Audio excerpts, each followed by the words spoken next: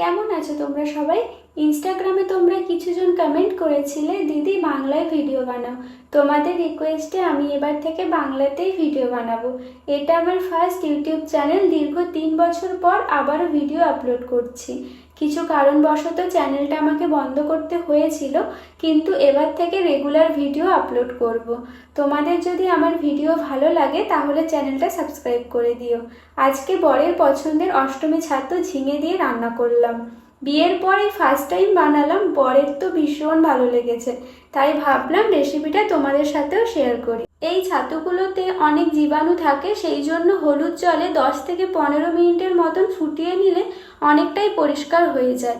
লবণ হলুদ দিয়ে ঝিঙেটা হালকা ফ্রাই করে নিচ্ছি, আর মাশরুমটা যে সেদ্ধ করে রেখেছিলাম সেটাও সামান্য তেল আর লবণ দিয়ে একটু ফ্রাই করে নিচ্ছি। একটা কেমন গন্ধ করে, সে গন্ধটা থাকবে না। আর এই রান্নাটা পুরো চিকেনের মতনই হবে, সেই জন্য পেঁয়াজটাকে হালকা ব্রাউন করে ভেজে আদা রসুন বাটা আর সামান্য একটু হলুদ দিলাম।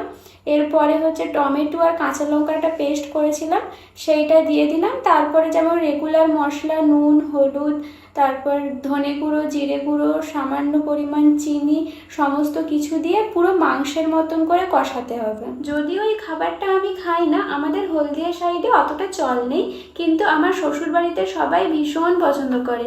এরপরে মাশরুম আর ঝিঙেটা যে ফ্রাই করে রেখেছিলাম ওইগুলো দিয়ে দেব। আজকে আমাদের শুশনি শাক ভাজা হবে, সেই জন্য বোন শাক কেটে ভালো করে পরিষ্কার করে দিয়েছে। পাশে চিকেনটা বসিয়ে দিয়েছি। চিকেনের রেসিপিটা শেয়ার করলাম না, কারণ আমার ভিডিওতে তোমরা প্রায় সময়ই চিকেন দেখতে পাবে। সপ্তাহে আমাদের 2 থেকে 3 বার চিকেন হয়। আর দেখো সামান্য জল কাঁচা লঙ্কা ধনেপাতা দিয়ে এটা ঢাকা দিয়ে দিয়েছিলাম কিছুক্ষণ। দেখো কি সুন্দর হয়েছে না দেখতে। আর তারপরেই আমার খিদে পেয়ে গিয়েছিল, ওই জন্য একটু কষানো চিকেন দিয়ে ভাত খেয়ে নিলাম। আজকের ভিডিওটা এই পর্যন্ত, দেখা হচ্ছে নেক্সট কোনো ভিডিওতে। বাই।